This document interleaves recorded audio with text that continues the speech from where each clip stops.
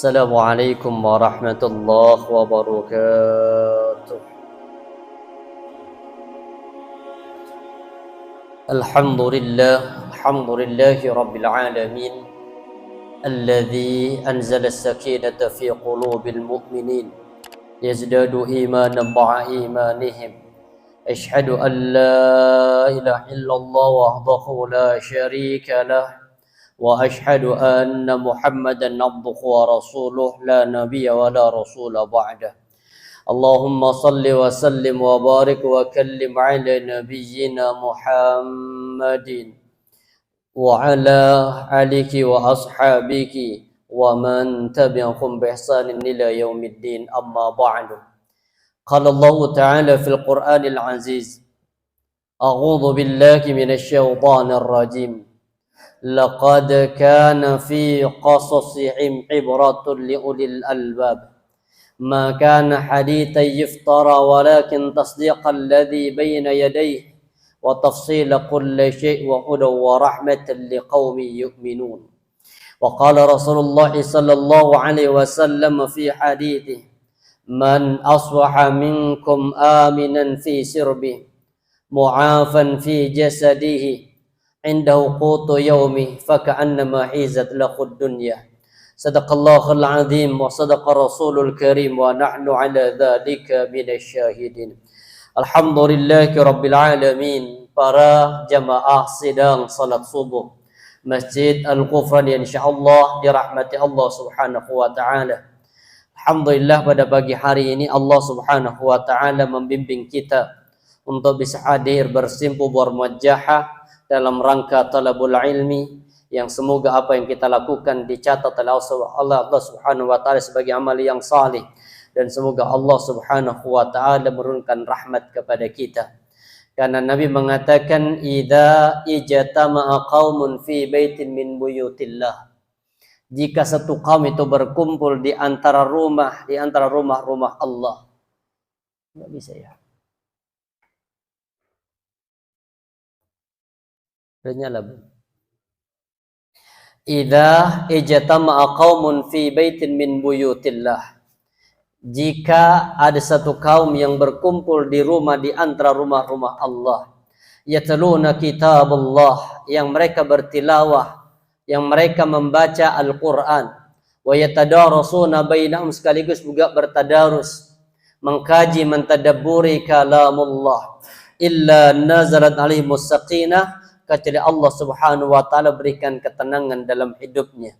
Yang kedua, wa ghasyat umur rahmah, Allah meliputi dengan rahmatnya. Wa khafatil malaika, para malaikat juga melindunginya. Wa dzakarallahu fi man 'indah, bahkan Allah Subhanahu wa taala menyebut-nyebut di depan para malaikat.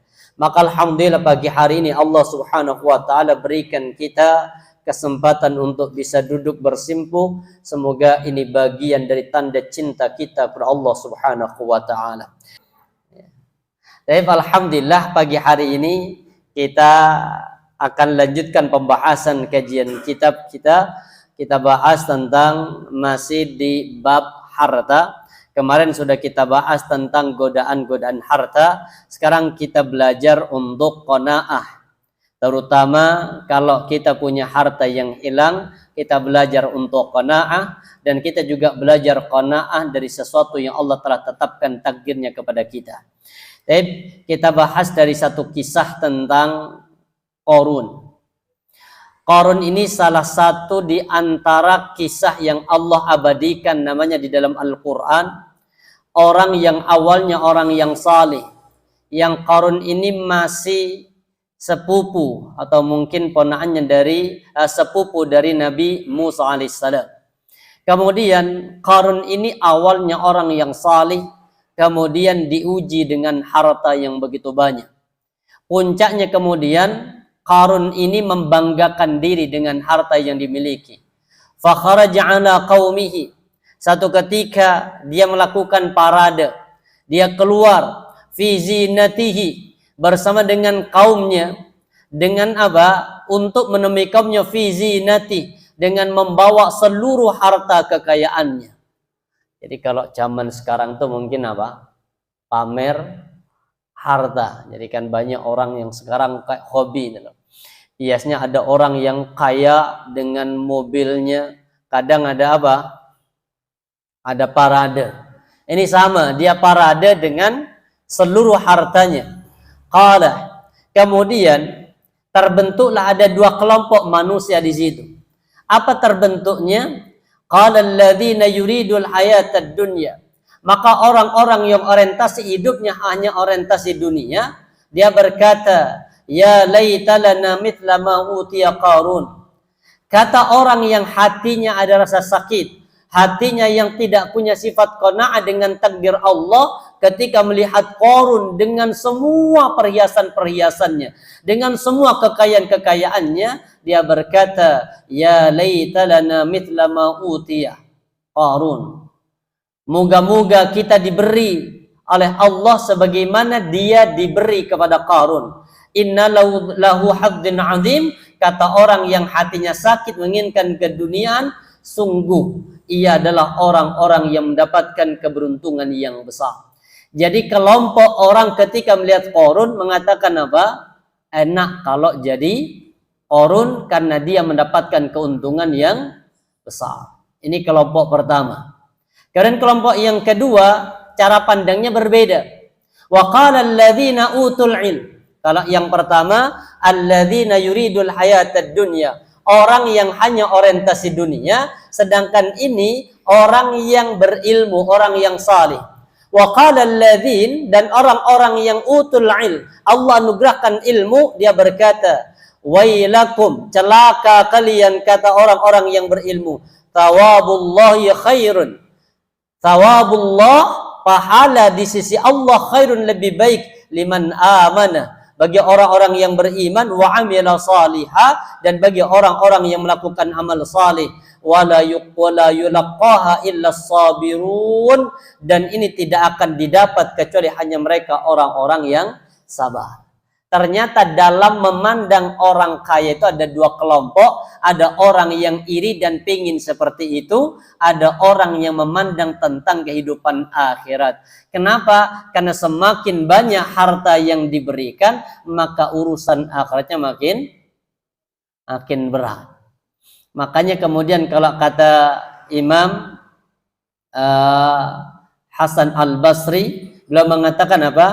Idza ra'aitar rajula yunafisuka fid dunya.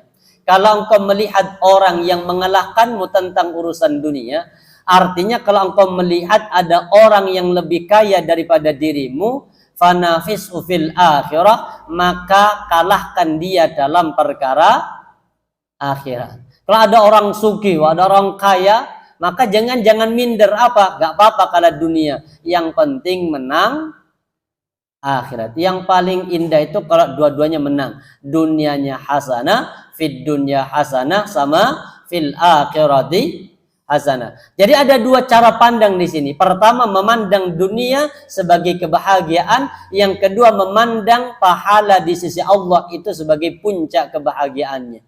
Makanya Allah katakan di surah Ad-Duha itu, walal akhiratu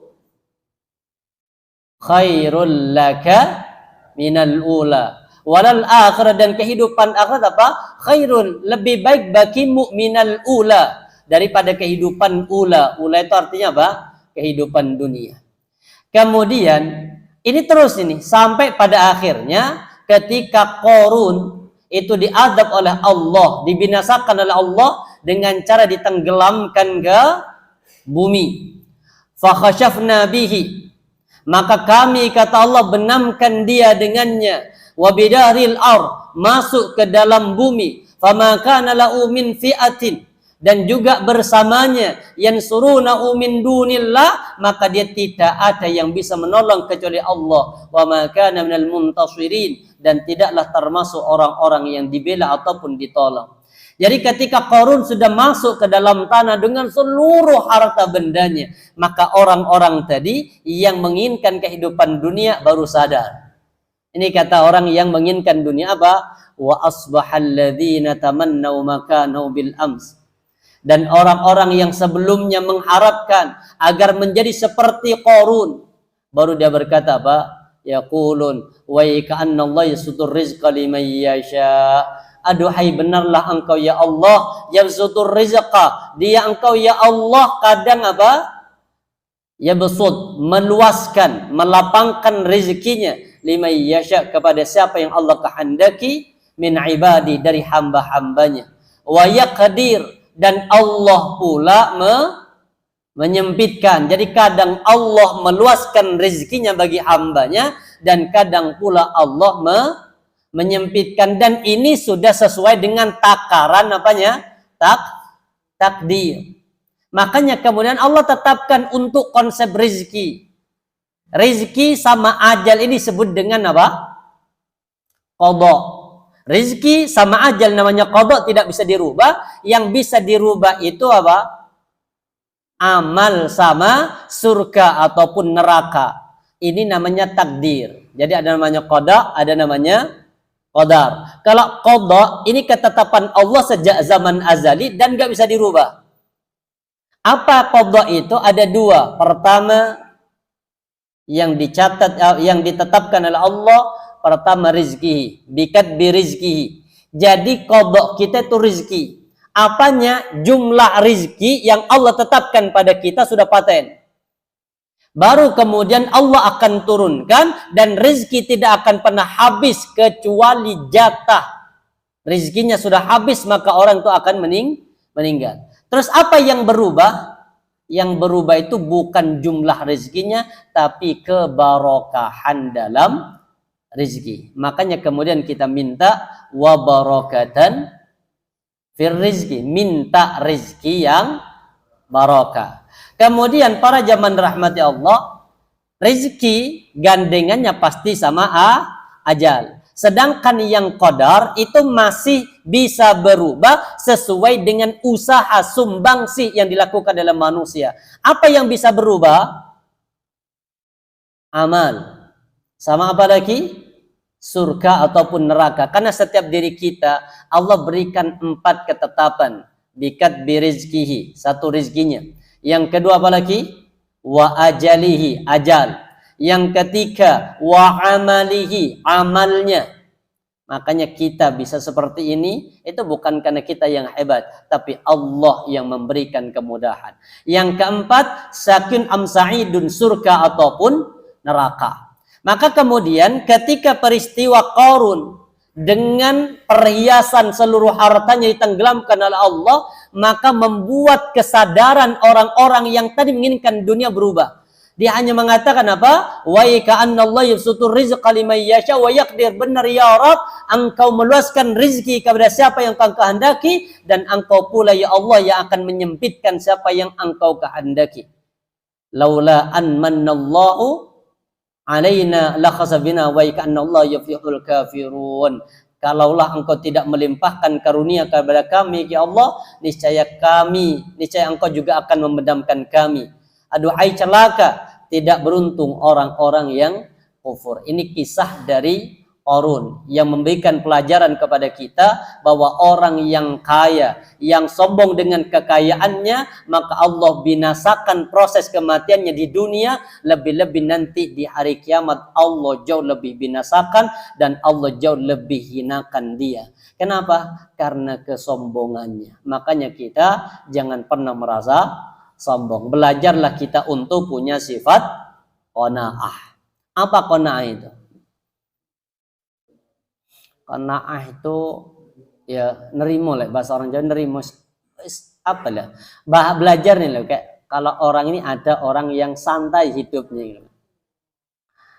Kalau di Jakarta itu orang yang paling santai hidupnya apa? Orang Betawi. Kalau dari pagi ngojek sudah dapat mungkin contoh 100.000, wis nyantai itu sudah, nyantai si ono. Baru habis cari lagi. Ada orang yang berbeda, apa? Ada masih terus nyari. Ada yang konsep seperti ini. Jadi ada orang yang qanaah. Qanaah itu apa? Dia tetap punya kewajiban kepada Allah, dia tidak pernah tinggalkan. Kemudian ketika sudah berusaha, Allah takdirkan sekecil itu, maka dia merasa cukup dengan apa yang telah Allah takdirkan. Kalau pengen belajar qanaah itu banyak kisah. Salah satunya belajar kepada seorang sahabat Nabi namanya Abu Dzar Al-Ghifari. Abu Dzar itu tokoh oposisi. Oposisi apa oposisi? Tengah-tengah gitu. Jadi musuh para pejabat.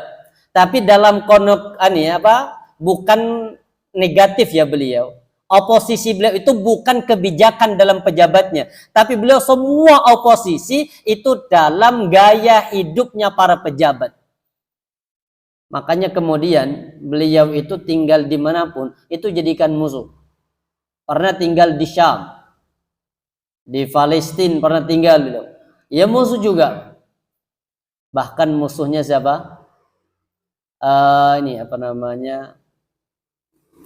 Di Muawiyah bin Abi Sufyan. Muawiyah itu kan gubernur yang diangkat sama siapa? Sama Utsman bin Affan. Itu masih keluarga. Dan kemudian ketika di zaman sahabat Ali, Muawiyah ini yang akan diturunkan diganti sama sahabat Ali. Kenapa? Karena ketika sahabat Ali naik setelah wafatnya Utsman, beliau bersih-bersih. Apa yang dibersihkan? Semua pejabat yang diangkat oleh Khalifah Utsman itu diberhentikan, diganti. Maka beliau satu-satunya yang nggak mau. Justru nyusun kekuatan untuk melawan sahabat Ali bin Abi Thalib. Makanya terjadilah peristiwa tahkim ataupun pergantian sahabat Ali bin Abi Thalib dengan Muawiyah. Kisahnya sedikit. Muawiyah itu apa? Gak senang dengan siapa? Dengan Abu Dzar. Kenapa nggak senang? Karena sering ngingetin tentang masalah kekayaan. Karena setelah peristiwa perang Khaybar, iftatahna Khaybar, itu di zaman Nabi. Ketika selesai perang Khaybar di kota Madinah melawan orang-orang Yahudi, harta kaum muslimin semakin lama makin bertambah. Kenapa? Karena di Khaybar itu banyak kemudian hartanya yang ditinggalkan oleh orang Yahudi. Bahkan puncaknya ketika perang Tabuk. Sampai di Tabuk tidak terjadi peperangan, maka kemudian mereka menyatakan diri apa? Kami berada di bawah kekuasaan kaum muslimin. Maka dikirimlah harta jizyah, bayar itu? Upeti. Makanya harta kaum muslimin makin kaya. Makanya para pejabatnya juga makin kaya. Sedangkan Abu Dzar gak kelem itu. Makanya sering nasihatin. Sampai kemudian Muawiyah bin Abi Sufyan ngirim surat kepada Utsman. Wahai Utsman, tolong orang ini singkirkan dari kampung kami, dari negeri kami. Kenapa? Dia mengganggu terhadap perjalanan kepemimpinan. Akhirnya dipanggil sama Utsman. Menghadap kepada Utsman di kota Madinah. Akhirnya kemudian tinggal di kota Madinah. Di kota Madinah juga sama. Punya apa? Punya musuh juga. Siapa musuhnya? Pejabat. Musuh di sini bukan musuh secara person, tapi sering menasehati pejabatnya agar jangan hidup kayak mewah itu loh. Akhirnya kemudian juga Ya, diusir juga. Akhirnya minta izin kepada Utsman, "Wahai Utsman, aku tak tinggal di pinggiran, di pedesaan, aku ingin tinggal sendiri," diizinkan. Makanya benar kata Rasulullah, sosok laki-laki yang berperang sendiri, hidup sendiri dan nanti mati sendiri, itu adalah Abu Dzar Al-Ghifari. Kenapa kok dikatakan berperang sendiri? Karena beliau ketika perang Tabuk, beliau naiki unta yang sudah tua, telat aja untanya. Sedangkan apa kata Rasulullah? Nabi sudah perjalanan jauh. Padahal Tabuk itu kalau nggak salah 600 km dari kota Madinah. Naik unta, Pak. Ya untanya telat terus. Akhirnya apa? Dia sudah unta ketua ini. Akhirnya bekalnya dibawa, dipikul, dia mengejar Rasulullah jalan kaki. Makanya benar kata Nabi, ini orang akan berperang sendiri, hidup sendiri. Makanya beliau tinggal di kota ini diusir, tinggal di kota ini diusir. Bukan diusir karena negatif, tapi karena justru beliau tokoh oposisi. Sampai pada akhirnya kemudian beliau tidak mau dengan harta. Ini orang yang benar-benar qanaah. Makanya meninggal dalam kondisi sendiri. Baik, ini qanaah. Apa keutamaan qanaah? Ini yang harus kita tanamkan. Yang pertama, orang yang qanaah itu dia akan mendapatkan dunia dan seluruh isinya. Orang yang qanaah itu apa? Orang yang mendapatkan dunia. Artinya orang kaya itu orang yang qanaah. Hadisnya jelas dan kita insya Allah semuanya sudah mendapatkan nikmat ini. Sekarang pertanyaannya, qanaah apa tidak dengan apa yang telah Allah takdirkan pada kita. Ini dalam satu hadis dari Ubaidah bin Mihsan al-Ansari radhiyallahu anhu. Rasulullah SAW berkata, "Man asbaha," barang siapa di antara kalian, asbaha di sini waktu pagi, minkum di antara kalian, aminan fi sirbi, rasa aman di dalam rumahnya, rasa aman di dalam keluarganya, rasa aman di dalam lingkungannya, mu'afan fi jasadihi, ada rasa sehat fisiknya, indahu qutu yaumi, ada makanan pokok yang cukup untuk satu hari, fakanna ma'izat lahud dunya, maka seolah-olah dia sedang mengumpulkan dunia. Artinya seolah-olah dia sedang menggenggam dunia. Ternyata orang kaya itu hanya 3 ini bagi orang yang qanaah. Jadi bagi orang qanaah, orang kaya 3. Apa itu? Aman, sehat, ada makanan pokok untuk satu hari ini. Itu seolah-olah sudah menggenggam dunia. Makanya orang seperti ini insya Allah tidak akan pernah meninggalkan kewajiban kepada Allah. Tidak akan tertipu dengan nikmat dunia, yang artinya dia pasti akan menjaga sholat 5 waktunya, dan insya Allah pun juga akan menjaga kewajiban mengeluarkan hartanya. 3 ini aja sudah insya Allah kita semuanya pagi hari ini dapat ini. Sehat kan? Fisik sehat? Alhamdulillah. Rumah tangga aman? Nggak minta, istri nggak minta jatah tambahan bulanan? Minta ya. Kalau minta itu namanya nggak aman. Insya Allah lah aman. Asbaha minkum aminan fi sirbi, aman rumah tangganya. Artinya damai, kemudian nggak punya utang. Ini wajah-wajah yang nggak punya utang. Iya. Cuma kreditan ada yang banyak. Jadi wajah-wajah nggak punya utang. Makanya hidup tuh hanya satu. Kalau pengen bahagia, jangan punya utang. Rasulullah yang mengatakan, karena orang yang punya hutang, pagi harinya atau siang harinya, dia itu terhina. Ini Nabi yang bilang. Orang yang punya hutang, siang harinya dia terhina, malamnya gelisah, dia tidak bisa tidur. Makanya jangan ngutang. Terus bagaimana biar nggak ngutang? Hidupnya qanaah, cukup. Jangan mengikuti gaya hidup, tapi belajarlah untuk apa? Menikmati hidup ini, karena Allah sudah jamin kok. Makanya ayat terakhir yang turun itu tentang konsep apa? Ayat yang turun terakhir, Al-Maidah ayat yang ketiga, tentang kesempurnaan agama sama kesempurnaan rizki. Al-yauma akmaltu lakum dinakum. Akmal itu artinya sempurna, paripurna. Yang kedua, atmamtu alaikum ni'mati, aku cukupkan bagi kalian nikmatku. Sama akmal sama atmam itu artinya sama. Sama-sama sempurna. Makanya muncul namanya insan kamil. Apa artinya insan kamil? Manusia yang sempurna. Insan tamam. Sama, sempurna. Perbedaannya begini, Pak. Kalau agama itu kenapa menggunakan kalimat akmal? Akmal itu artinya sempurna tanpa dicari. Berarti kan Islam ini sudah sempurna. Kita nggak usah golei. Yang kita golei hanya apanya? Hadisnya, contohnya dari Nabi. Sedangkan kalau rizki itu menggunakan kata tamam.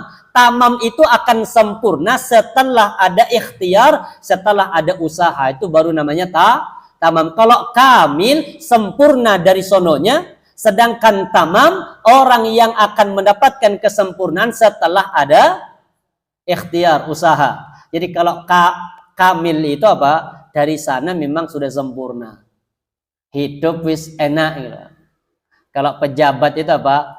bapak wis pejabat, dia juga potensi jadi pejabat juga makin besar. Kenapa? Karena sudah ada pintu untuk menjadi pejabat. Sedangkan kalau tamam itu harus ikhtiar berangkat dari bawah. Itu namanya tamam. Kemudian yang kedua, di antara orang yang mendapatkan sifat qanaah, keuntungan yang kedua, selain menjadi orang yang kaya atau orang yang memiliki dunia, yang kedua, orang yang akan beruntung. Jadi orang yang beruntung, kalau hadis Muslim, hadisnya sahih. Rasulullah mengatakan, siapa orang yang beruntung itu? Ini hadis dari Abdullah ibnu Amr bin Aus. Rasulullah mengatakan, qad aflaha, sungguh beruntung, kata Nabi. Siapakah ya Rasul orang yang beruntung itu? Pertama, man aslama, kalau dia masuk Islam. Jadi syarat kalau pingin beruntung, kan ada namanya najah, ada namanya farih, bahagia. Kalau najah artinya apa? Najah itu artinya sukses. Sedangkan farih itu artinya bahagia. Ada orang najah, sukses tapi belum tentu bahagia. Ada orang farih, bahagia tapi belum tentu sukses. Pilih mana kira-kira, Pak? Sukses tidak bahagia, bahagia tapi tidak sukses. Contoh gini loh, orang najah itu artinya bisa jadi apa? Sukses, Pak. Tapi kadang dia tidak bisa menikmati kesuksesannya. Kenapa? Barangkali ada penyakit yang dirasakan. Orang kaya, Pak, tapi disuruh makan apa? Ya, Pak, mau santan pantangan, sate pantangan. Bayangkan, acara makan enak-enak, acara nikahan di hotel mewah, yang diambil hanya apa? Nasi putih. Sama apa, Pak? Tahu putih, itu pun nggak boleh digoreng, diapain? Direbus. Ini orang kaya raya, tapi nggak bisa menikmati. Ada orang yang miskin, tapi semuanya masuk. Bakwan masuk, bakso OTW, pokoknya masuk semua. Bakwan oke, bakso oke, bakmi juga iya, bakpao juga iya, baksri pun juga iya. Ini orang apa? Farih, bahagia hidupnya, nggak pernah menderita. Tapi belum tentu sukses. Maka untuk menggabungkan antara najah sama farih, maka digunakan kalimat aflah. Makanya di Al-Quran yang paling banyak kalimat aflah, muflih. Ulaika ala hudam mir rabbihim wa ulaika humul. Jadi kalau muflih itu dunianya dia bahagia, akhiratnya nanti pun juga akan merasakan kesuksesan. Makanya juga sama di surah Al-Mu'minun. Ayat yang pertama berbunyi apa? Qad aflahal mu'minun. Bukan qad afroha, tapi qad aflaha. Aflah itu apa? Sukses plus bahagia. Makanya di sini kata Nabi, kalau pingin sukses dan bahagia, syaratnya 3. 1, jadilah orang muslim. Itu yang pertama. Karena kalau orang nggak muslim, mungkin sukses dunianya sugih, banyak hartanya, tapi akhiratnya apa? Menderita. Orang-orang kafir sama. Makanya Nabi sampai mengatakan ad-dunya sijnul muslim. Dunia ini penjara bagi siapa? Bagi umat Islam. Tapi bagi orang kafir apa dunia ini? Wa jannatul kafir, surganya orang kafir ya di dunia. Itu berarti apa? Najah, sukses dunianya, tapi nanti menderita akhiratnya. Tapi kalau pengen sukses dunia, pengen sukses akhiratnya, maka gunakan kalimat qad aflaha. Maka Allah katakan qad aflahal mu'minun. Sungguh beruntung orang-orang yang beriman. Apa tanda orang dikatakan beriman? Alladzina hum fi salatihim khashi'un. Jangan dibalik. Banyak orang alladzina hum fi salatihim sahun. Ini pokoknya dengar kata salatihim itu biasanya ditutup dengan kata apa?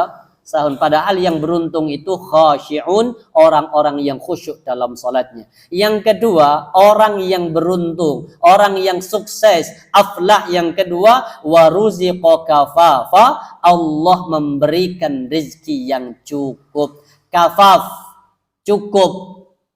Bukan berlebih-lebihan, tapi cukup. Makanya orang yang paling bahagia itu hidupnya yang pas-pasan. Itu pasti bahagia. Enggak selalu banyak. Pas butuh, pas ada. Itu yang paling enak hidup ini. Kemudian apa? Pas mau berobat, pas ada uang, pas sembuh. Itu subhanallah, wisikulah hidup. Yang penting pas-pasan. Jangan jadi orang kaya, tapi jadilah orang yang pas-pasan. Pas terus gitu hidupnya. Pengen keluar pas ada yang ngajak. Kan enak itu hidup. Ya subhanallah. Makanya ini penting. Warzuqa kafafa. Yang terakhir nih. Wa qannallahu bima ata. Dan apa? Beliau mempunyai sifat qanaah. Merasa puas dengan apa yang telah Allah hadirkan dalam kehidupannya. Makanya belajar. Saya punya paman subhanallah. Qanaah banget. Istrinya 2, Pak. Anaknya 12. Rumahnya 2 ngontrak. Cukup ya. Ngontrak di BMR. Di apa BMR? Perum Bumi Mondoroko. Itu paman saya. Masih keluarga dari bapak. Istrinya 2, Pak. Anaknya 12. 2 rumah di situ ngontrak semua. Tapi hidup semua anaknya.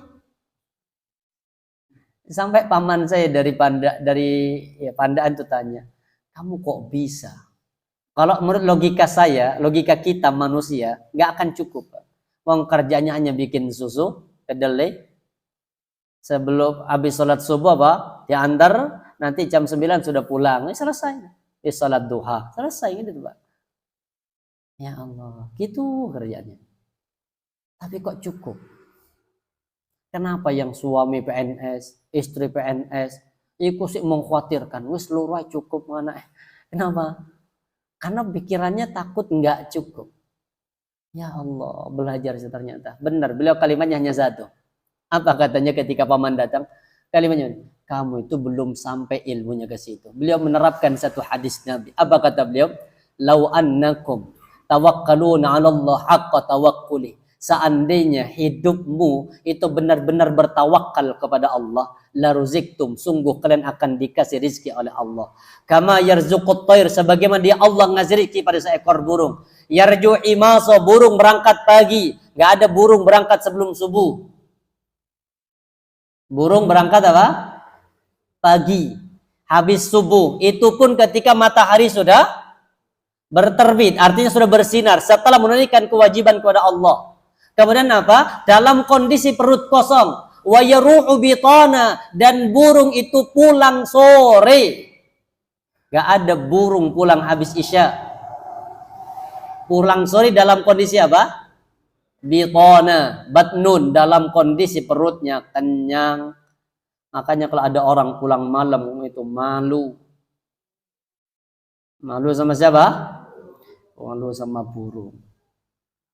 Sampaikan. Maka nanti suami-suami yang kerja kalau disuruh lembur, mohon maaf Pak, saya nggak bisa lembur. Kenapa? Sorry, kenapa? Malu sama orang. Nah itu namanya orang yang apa?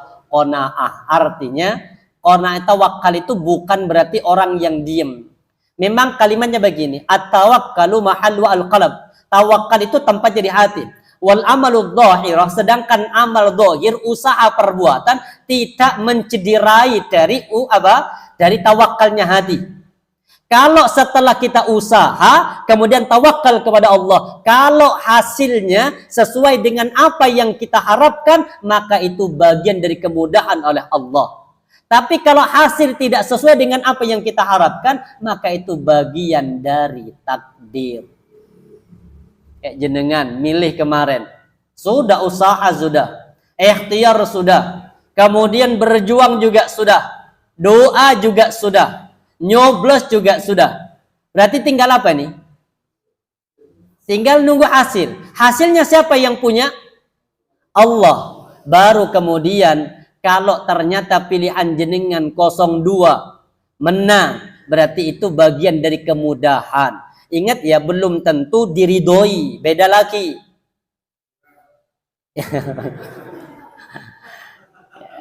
Contoh apa namanya? Kemenangannya dengan cara yang tidak benar, Ustaz. Wis pokoknya kemenangan. Loh kok bisa? Berarti Allah izinkan. Beda antara Allah ridha dengan Allah izinkan. Contoh kayak gini, jenengan apa? Mohon maaf contoh. Mencuri. Kemudian gak ketahuan. Berarti apa tuh? Diizinkan apa diridhoi? Diizinkan. Makanya semua perbuatan itu pasti apa? Illa biidnillah. Kecuali atas izin Allah. Allah izinkan, disilahkan. Karena memang Allah katakan kok. Apa di Al-Quran itu? Wa qulil haqqu min rabbikum. Ketahuilah kebenaran itu dari Rabbmu. Fa in syaa faman syaa falyu'min. Yang mau beriman ya berimanu. Wa man syaa falyakfur. Yang mau kufur ya silahkan. Artinya Allah akan izinkan. Tapi semuanya nanti ada konsekuensi dengan pilihan yang kita pilih. 02 jenengan pilih, menang, berarti Allah izinkan. Dan itu bagian dari kemudahan yang Allah mudahkan. Nah, ternyata apa? Jenengan milih 01, kalah. Berarti apa namanya? Takdir. Takdir. Jadi artinya takdir itu kalau ulama, ini di dalam bab kitab Minhajul Muslim itu bab tawakal. Tawakal itu memang tempatnya di hati, tapi tidak bisa hanya dengan berpasrah. Tapi apa? Wal amalud dhahir, bukti amal dhahir dulu. Setelah itu yang menentukan hasilnya siapa? Allah. Kayak jenengan sama-sama nanam padi di tempat yang sama. Kan biasanya nanam padi itu biasanya kalau di rumah saya itu bareng. Berapa berapa petak bareng, biar kalau nanti Kak bareng ente sama siapa? Burung. Tapi kalau bareng kan bis pasrah gitu, Pak. Sudah bareng, airnya sama, kemudian apa namanya? Bibit yang sama, jenis yang sama. Yang satu banyak yang dimakan sama burung, yang satunya aman. Padahal sama-sama nggak dijaga. Maka yang dimakan sama burung itu apa namanya? Takdir. Sedangkan yang tidak dimakan sama burung hasilnya bagus, namanya apa? Berarti yang 02 kemudahan. Yang 01 takdir. Sudah. Terus apa sikap kita? Kona diterima. Nggak usah diungkit-ungkit. Tapi kalau kecurangan tetap ada tim yang akan ini. Silahkan cari. Tapi kalau nanti ternyata tetap diputuskan kala, sudah. Kita kewajibannya apa? Sami'na. Tegas Rasulullah mengatakan, alal amril muslim as-sam wa ta'ah. Bagi orang beriman itu hanya dua, as-sam'u sami'na wa ta'ah, dan kami taat. Wa in ta'ammara, jika dipimpin, bahkan yang mimpin sekalipun abdun, seorang budak, sudah, hanya sami'na wa ata'na. Selama apa? Malam yu'mar bima'siyah, selama tidak memerintahkan kepada kemaksiatan. Wa idza umira bima'siyah, tapi kalau diperintahkan dengan satu kemaksiatan, fala sam'a wala ta'ata, maka tidak ada kalimat sami'na dan tidak ada kalimat ata'na. Insyaallah jadilah orang yang beruntung. Ini salah satunya juga. Ini wasiat Nabi. Ada 5 wasiat Rasulullah pada Abu Hurairah. Ini wasiatnya berat. Kenapa? Karena konsekuensinya janjinya di awal. Kita lihat. Rasulullah mengatakan, man ya'khudhu anni haula'il kalimat. Ini Nabi di depan para sahabat. Ibaratnya seperti begini. Rasulullah mengatakan apa? Siapa yang ingin mengambil kalimat-kalimat nasihat-nasihat dariku, ada 2 syaratnya. 1, faya'malu bihin. Maka dia mau beramal dengan 5 nasihatku ini. Kalau sudah, wa yu'allimu man ya'malu bih. Yang kedua, mengajarkan kepada orang yang mau beramal dari nasihatku ini. Makanya sahabat itu diem. Ini berat ini. Nasihat ini harus dikerjakan. Kalau sudah dikerjakan harus disampaikan. Makanya ada seorang sahabat berdiri. Faqala Abu Hurairah. Abu Hurairah berkata, faqultu ana ya Rasulullah. Aku siap ya Rasulullah. Maka kemudian Nabi fa'akhadha biyadi. Kata Abu Hurairah, Rasulullah menggenggam tanganku. Ibaratnya kayak seperti bai'at. Kemudian apa? Fa'adda khamsah, dan beliau menyebutkan 5 nasihat. Apa 5 nasihat itu? 1, Ittaqil maharim takun a'badan nas. Kata Nabi, jadilah orang yang menjauhkan diri dari perkara-perkara yang haram, maka engkau akan menjadi hamba yang paling bertakwa. Jadi kalau ingin jadi orang bertakwa, tinggalkan perkara-perkara yang haram. Sogok kemarin ya ditinggalkan. Apalagi sogok 75. Saya dikirim sama kakak itu amplop, bukan saya cuma nggak berani ngirim ke saya. Cuma di anggota grup itu diumumkan ini ada uang transport untuk nyoblos. Malamnya saya kajian di rumah di masjid itu, saya sampaikan haramnya itu. Akhirnya ada kakak saya yang berani. Uang apa ini? Uang transport untuk nyoblos. Wah, transport tiba untuk nyoblos. Tapi tolong nyoblos nomor ini sama partai ini. Dibuka sama kakak, isinya 75. Waduh, ya apa kok aku ditanya sama malaikat, ya apa di hadapan Allah. Jadi biar nggak merasa tersinggung. Gimana kalau nanti saya ditanya sama malaikat, uang apa ini? Uang transport. Emang semua orang dapat uang transport? Gak dapat. Oh berarti uang apa namanya nih? Akhirnya wes kembalikan. Terus apa kadung diterima ini? Yo bingung tiap pak no gimana? 3 amplop isinya 75 sudah di tangan. Terus siapa nih dikembalikan ya nggak mungkin. Wes hibahkan pada orang lain. Waduh repot juga. Nah wes ini makanya ittaqil maharim. Perkara-perkara yang Allah haramkan itu jauhi, maka kita akan menjadi a'badan nas, orang yang paling, artinya akan menjadi hamba di antara seluruh hamba manusia. Ini yang paling penting, ittaqil maharim. Yang kedua, ini materi kita yang kedua apa? Warda bima qasamallah, dan ridolah dengan apa yang telah Allah bagikan kepadamu, takun aghnan nas, maka engkau akan menjadi orang paling kaya. Orang paling kaya itu siapa? Orang kaya itu pokoknya qanaah, menerima dengan apa yang telah Allah takdirkan. Itu wong sugih. Jadi orang kaya itu pokoknya apa? Qanaah. Yang menjadikan miskin itu siapa? Yang tidak mensyukuri dengan apa yang Allah takdirkan yang sudah berada di depannya. Diibaratkan seperti ayam. Wong semuanya jagung, semuanya makanan. Tapi apa? Di gua itu eker-eker. Nyari apa sih ayam itu? Kalau ayam kita jemur jagung hanya dimakan tok, insya Allah pemilik jagungnya nggak akan apa? Nggak akan ngusir. Yang jadi masalah ketika semua makanan semuanya daging tapi itu namanya orang yang tidak qanaah, tidak melihat sesuatu yang sudah ada pada dirinya. Makanya pesan Rasulullah, jadilah orang yang ridho dengan pembagian yang telah Allah takdirkan. Kalau jenengan punya mobil, wis itu berarti jatahnya. Jenengan punya motor, itu jatahnya. Jenengan punya rumah, itu jatahnya. Jangan dangak rumah yang lebih tinggi. Kenapa? Ya Allah, rumah saya masih 1. Yang tetangga, ya Allah, sudah tingkat 3. Itu namanya orang yang tidak punya sifat. Karena sudah dinikmati. Makanya tak guyonin istri. Rumah saya kan kalau hujan ini merembes. Bocor. Ya apa sih ya kok bocor terus? Ya mesti rimo wae. Wong bocornya hanya di musim hujan. Kok wis musim panas ya gak bocor. Ini apaan Pak? Dicat sudah, no drop sudah. Dia ini sudah tapi pancet tapi bocor. Terus ya apa sih? Mosok katinya lah no tukang. Tukangnya juga sudah usaha. Ya sudahlah apa? Qanaah terima. Terus siapa? Ya kasih ember sama kasih. Ya benar, makanya kalau hujan pasti kasih ember sama kasih ini. Ya kan aman kan? Ya aman sih ya. Tapi mau tiap hari begini. Ya mbelek wis gak hujan insya Allah ndak bocor. Tiap hari Pak, konsepnya gitu aja. Sampai bener plafon itu di atas itu sudah tumbuh ini jamur. Jamur kuping itu loh, sampai keluar dari asbesnya. Itu apa sih ya? Iki jamur gak apa-apa belek iso digoreng biar enggak. Ya kan kayu kalau kena ini kan apa Pak? Bocor terus kan.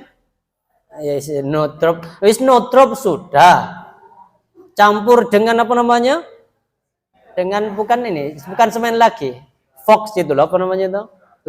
Lem fox itu sudah biar gak tembus air. Terus sih masuk air. Akhirnya kayak tulisan air dilarang masuk. Ya sih masuk itu Pak.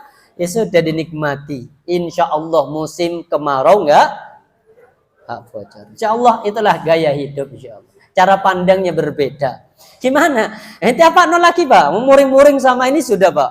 Telepon kalau nanti bocor. Tukangnya ustaz telepon peng telu sampai balik lagi tukang itu. Nomornya sampai hilang. Ya sudah tiap no. Ya sudah dinikmati. Ini artinya apa? Bagian sekarang mungkin masih bagian apa? Air. Banyak orang yang air harus beli. Saya nggak harus beli sampai masuk ke dalam rumah. Insya Allah dinikmati. Subhanakallah bihamdika. Asyhadu an la ilaha illa anta astaghfiruka wa atubu ilaik. Assalamualaikum warahmatullahi wabarakatuh.